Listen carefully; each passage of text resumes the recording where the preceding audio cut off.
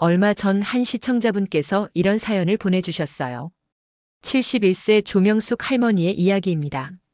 선생님, 저는 3년 전 남편을 먼저 보내고 혼자 살고 있습니다.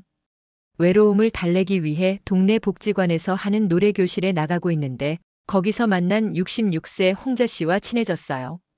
홍자 씨는 정말 친절한 분이었어요. 제가 감기에 걸렸을 때는 약국에서 약도 사다 주고 무거운 쌀 포대도 대신 들어다 주셨거든요. 그래서 지난달 평소 신세를 많이 졌으니 집에서 미역국이라도 끓여드리겠다며 처음으로 초대했습니다. 그런데 홍자 씨가 집에 온 후부터 이상한 일들이 벌어지기 시작했어요. 첫째는 자꾸 전화를 해서 혼자 계시면 위험하니까 제가 가끔 확인하러 가겠다며 하루 걸러 하루씩 찾아오는 거예요. 둘째는 집에서 넘어질까봐 걱정된다며 우리 집 열쇠를 복사해달라고 하더라고요. 만약 응급 상황이 생기면 119에 신고하고 제가 먼저 들어가서 확인해드릴게요 라면서요. 처음엔 혼자 사는 나를 걱정해주는구나라고 생각했는데 나중에 알고 보니 홍자 씨가 복지관 다른 할머니들에게 명숙 언니 집 현관문 비밀번호 안다. 언제든 들어갈 수 있다며 자랑하고 다녔더라고요. 결국 지난주에는 제가 병원에 간 사이에 홍자 씨가 마음대로 우리 집에 들어와서 냉장고 청소를 해놓고 언니를 위해서 했다고 하더라고요. 그때 정말 무서웠습니다. 이제는 집에 있어도 불안하고 외출할 때도 누가 들어올까봐 걱정돼서 제대로 나갈 수도 없어요. 이 사연을 들으시고 어떤 생각이 드시나요? 미국의 심리학자 에이브러햄 매슬로우는 이런 말을 했습니다. 집은 단순한 건물이 아니라 우리의 안전과 평화가 깃든 성소다. 그런데 우리는 때로 이 소중한 공간을 너무 쉽게 열어주지는 않을까요? 오늘 이 영상에서는 집에 절대로 초대하면 안 되는 사람 유형 3가지와 집 초대 전 반드시 지켜야 할 원칙 5가지에 대해 말씀드리겠습니다. 끝까지 함께 해주세요. 첫 번째로 절대 집에 초대하면 안 되는 사람은 과도하게 호기심이 많은 사람입니다. 이런 사람들의 특징을 살펴보죠. 집에 오자마자 이곳저곳을 기웃거리며 이 그림 비쌌겠네요. 이 가전제품 얼마 주고 샀어요? 같은 질문을 쏟아냅니다. 심지어 허락도 없이 서랍을 열어보거나 개인적인 물건들을 만져보기도 해요. 한국소비자원의 2023년 조사에 따르면 가정 내 사생활 침해로 인한 민원이 전년 대비 23% 증가했다고 합니다. 그중 상당수가 지인이나 이웃의 과도한 간섭에서 비롯된 것이었죠. 실제 사례를 하나 더 들어보겠습니다. 67세 박지은 씨는 아파트 단지 내에서 평소 인사를 나누던 54세 이모 씨를 집으로 초대했습니다. 박지은 씨가 정성껏 준비한 차와 함께 거실에 앉자마자 이모 씨는 와, 이 소파 정말 비싸 보이네요. 어디서 샀어요? 라며 소파를 만져보더니 휴대폰으로 사진을 찍기 시작했습니다. 그러더니 벽에 걸린 서예 작품을 보며 이거 진짜예요? 얼마나 했을까요? 주방 쪽을 기웃거리며 우와, 이 냉장고도 최신형이네요. 우리 집 것보다 훨씬 크고 좋아 보여요. 라며 계속 사진을 찍었다고 해요. 심지어 화장실을 간다며 복도를 지나가면서 안방 문이 열린 것을 보고는 어머, 침실도 정말 넓네요. 저 화장대 진주 장식이 달린 거 맞죠? 라며 안방까지 들어가서 구석구석 살펴봤다고 합니다. 며칠 후부터 동네 마트에서, 은행에서, 심지어 병원 대기실에서까지 이모 씨가 박지은 씨네 집에 가봤는데 정말 잘 사시더라며 박지은 씨 집 내부 구조와 가구들에 대해 자세히 설명하고 다녔어요. 결국 한 달도 채 지나지 않아 박지은 씨에게는 각종 보험 설계사들, 투자 상담사들이 연락을 하기 시작했고 동네에서 만나는 사람마다 박지은 씨, 여유 있으시니까 우리 아들 사업 좀 도와주실 수 없을까요? 같은 부탁들을 받게 되었다고 합니다. 공자는 군자는 말을 먼저 하지 않고 말한 후에 행동한다고 했습니다. 진정한 품격 있는 사람이라면 다른 사람의 사생활을 함부로 캐묻지 않죠. 두 번째는 경계를 모르는 사람입니다. 이런 사람들은 한 번 집에 초대하면 그 다음부터는 초대받지도 않았는데 불쑥불쑥 찾아옵니다. 지나가는 길에 들렀어요 라며 아무 때나 방문하거나 심지어 집 열쇠를 달라고 하는 경우도 있어요. 심리학에서는 이를 경계선 장애의 일종으로 보기도 합니다. 자신과 타인 간의 적절한 거리감을 유지하지 못하는 것이죠. 실제로 미국의 한 연구에 따르면 개인적 경계를 존중하지 않는 사람들과의 관계는 장기적으로 스트레스 지수를 40% 이상 높인다고 보고되었습니다. 65세 이순자 할머니의 사연입니다. 같은 아파트 한 층 위에 사는 58세 김모 씨를 처음에는 참 인상이 좋고 예의 바른 분이라고 생각하셨다고 해요. 어느 토요일 오후 김모 씨가 집에서 만든 된장찌개가 너무 맛있어서 가져왔어요 라며 찾아왔습니다. 이순자 할머니는 고마운 마음에 그럼 우리 집에서 차라도 한잔하고 가세요 라며 처음으로 집에 초대했어요. 그런데 그 다음 주 월요일부터 매일 오전 10시쯤이면 김모 씨가 찾아오기 시작했습니다.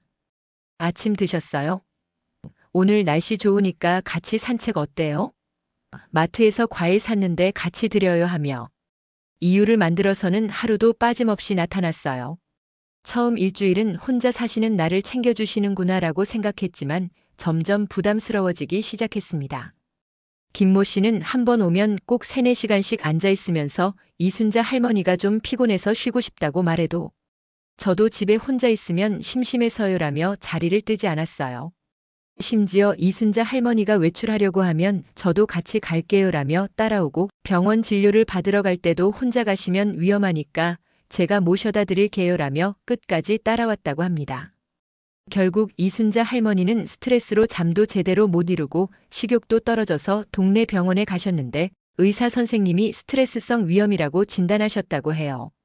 평생 이렇게 답답한 적은 처음이었다며 지금도 그때를 떠올리면 가슴이 답답해진다고 하십니다. 영국의 작가 버지니아 울프는 모든 인간관계에는 적당한 거리가 필요하다고 말했습니다. 아무리 친한 사이라도 서로의 경계를 존중해야 건강한 관계를 유지할 수 있어요. 세 번째는 부정적 에너지가 강한 사람입니다. 이런 사람들은 집에 오면 온갖 불평불만으로 가득합니다. 자신의 가정사부터 시작해서 동네 소문, 정치 이야기까지 부정적인 말만 쏟아내죠. 심지어 당신의 집 인테리어나 음식에 대해서도 이건 좀 별로네요. 우리 집이 더 나은 것 같은데 같은 말을 서슴없이 합니다. 하버드 대학의 연구에 따르면 부정적인 사람과 2시간 이상 함께 시간을 보내면 스트레스 호르몬인 코르티솔 수치가 평균 35% 증가한다고 합니다. 이는 우리 몸의 면역력을 떨어뜨리고 수면의 질을 저하시키죠. 72세 최영호 씨의 경험담입니다. 40년 지기 친구인 69세 정모 씨를 저녁 식사에 초대했는데 그 친구가 3시간 반 동안 한 번도 웃지 않으며 온갖 안 좋은 이야기만 쏟아냈다고 해요. 영호야, 요즘 물가가 얼마나 올랐는지 아니? 라면 한 봉지가 벌써 1,000원이 넘어. 우리 같은 사람들은 이제 굶어 죽으라는 거야라며 시작해서 우리 동네 301호 김씨네 집에 지난주에 도둑이 또 들었다더라. 요즘 세상에 안전한 곳이 어디 있어? 심지어 최영호 씨가 정성껏 준비한 갈비찜을 보고도 이런 비싼 음식 먹으면 안 돼. 우리 나이에는 소화도 안 되고. 나는 집에서 된장찌개에 김치만 먹어. 그게 몸에 제일 좋아라며 투덜거렸다고 합니다. 대화 내내 김 씨네 아들이 사업 망해서 빚더미에 앉았다. 박 씨가 병원에서 큰 병이라고 했다더라. 정부에서 연금도 깎는다니까 우리는 이제 어떻게 살라는 거야 같은 부정적인 말만 계속했어요. 정모 씨가 돌아간 후 최영호 씨는 마치 3시간 동안 악몽을 꾼 것 같았다며 그날 밤 잠들기 전까지 계속 우울한 기분이 들었다고 합니다. 평소 긍정적인 성격이었는데도 혹시 내 노후가 정말 어둡기만 한 걸까? 하는 생각까지 들었다고 해요. 달라이 라마는 행복한 사람과 함께 있으면 행복이 전염되고 불행한 사람과 함께 있으면 불행이 전염된다고 했습니다. 우리의 소중한 집이라는 공간에는 긍정적인 에너지만 들여보내야 해요. 이제 집 초대 전 반드시 지켜야 할 5가지 원칙에 대해 말씀드리겠습니다. 첫 번째 원칙은 충분한 관찰 기간을 갖는 것입니다. 새로 만난 사람을 바로 집으로 초대하는 것은 위험합니다. 최소 6개월 이상은 다양한 상황에서 그 사람을 관찰해 보세요. 공공장소에서의 행동, 다른 사람들과의 관계, 말하는 방식 등을 유심히 살펴보는 것이 중요해요. 특히 어르신들의 경우 젊은 세대보다 더 신중해야 합니다. UCLA의 심리학 연구에 따르면 사람의 진짜 성격은 평균 180일 정도 지나야 드러난다고 합니다. 처음 몇 달간은 누구나 좋은 모습만 보여주려고 노력하기 때문이죠.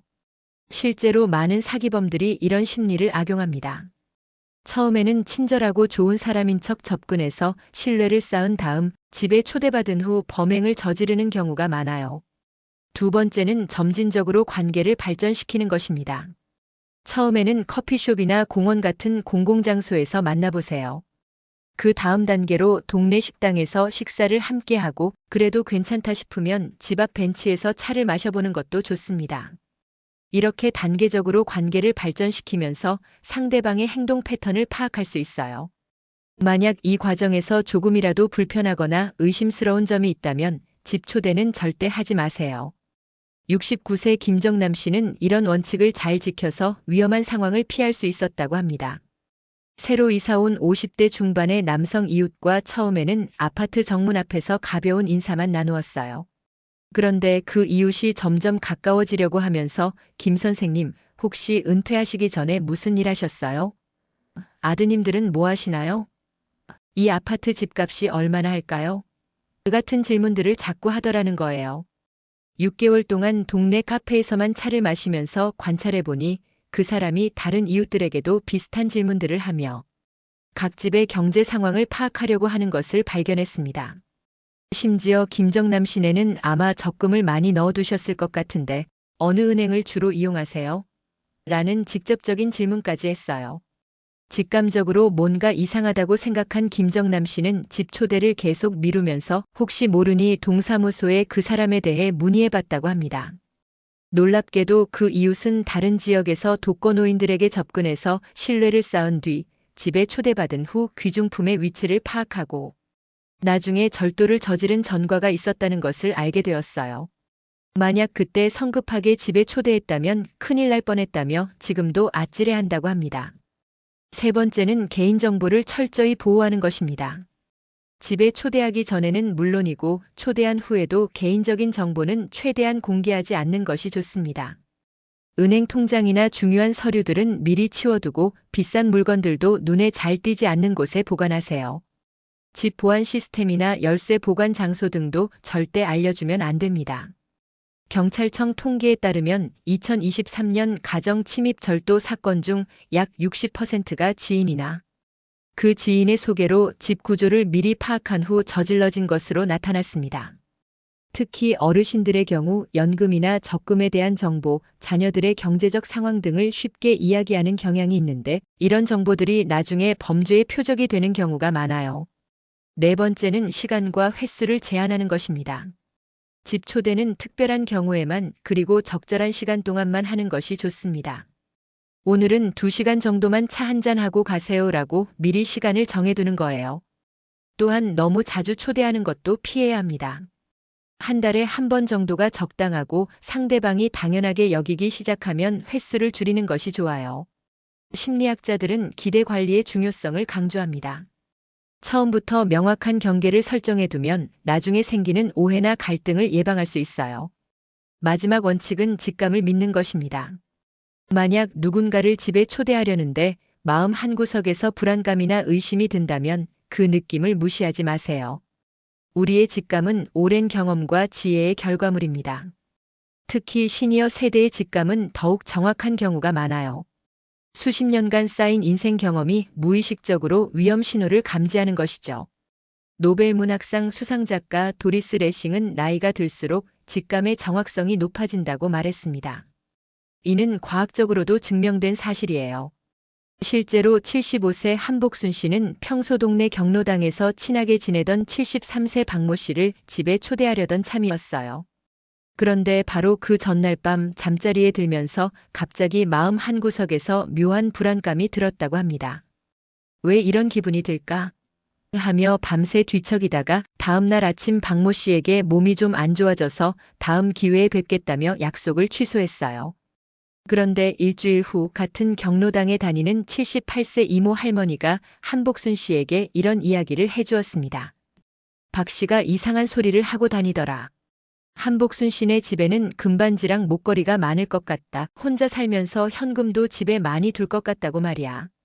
알고 보니 박모 씨는 다른 독거 어르신들에게도 집은 어떻게 생겼어요? 혼자 살면서 무서우면 어떡해요? 귀중품은 어디에 보관해요? 같은 질문들을 계속하고 다녔다는 것이었어요. 더 놀라운 것은 한 달 후였습니다. 박모 씨와 가까워진 또 다른 독거 어르신의 집에 도둑이 들었는데 그 어르신이 평소 박모 씨에게 이야기했던 대로 정확히 현금과 귀금속이 보관된 장소만 털려나간 거예요.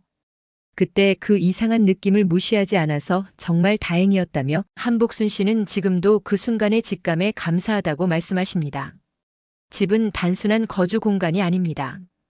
우리가 평생 쌓아온 소중한 것들이 모여 있는 곳이고 마음의 평안을 찾는 안식처예요. 특히 인생의 황혼기를 보내고 계신 시니어 여러분들께는 더욱 소중한 공간일 겁니다. 그 소중한 공간을 지키기 위해서는 때로는 냉정한 판단도 필요합니다. 물론 사람을 너무 의심하며 살라는 말씀은 아닙니다. 다만 우리의 안전과 평안을 위해서는 최소한의 주의와 원칙이 필요하다는 뜻이에요. 맹자는 인간의 마음에는 측은히 여기는 마음과 경계하는 마음이 모두 있다고 했습니다. 따뜻한 마음을 유지하면서도 필요할 때는 지혜롭게 경계하는 것, 그것이 진정한 어른의 자세라고 생각합니다. 마지막으로 이런 말씀을 드리고 싶어요. 진짜 좋은 사람은 여러분의 경계와 원칙을 존중해 줄 겁니다. 만약 누군가 여러분이 조심스러워한다고 해서 화를 내거나 삐진다면 그 사람은 애초에 가까이에서는 안 될 사람일 가능성이 높아요. 여러분의 집은 여러분만의 성소입니다. 그 문턱을 넘어설 자격이 있는 사람들만 초대하세요. 그래야 여러분도 그리고 진정으로 여러분을 아끼는 사람들도 모두 행복할 수 있습니다. 오늘 이야기가 여러분의 안전하고 평안한 일상에 조금이나마 도움이 되었기를 바랍니다. 건강하시고 행복한 하루 보내세요. 감사합니다.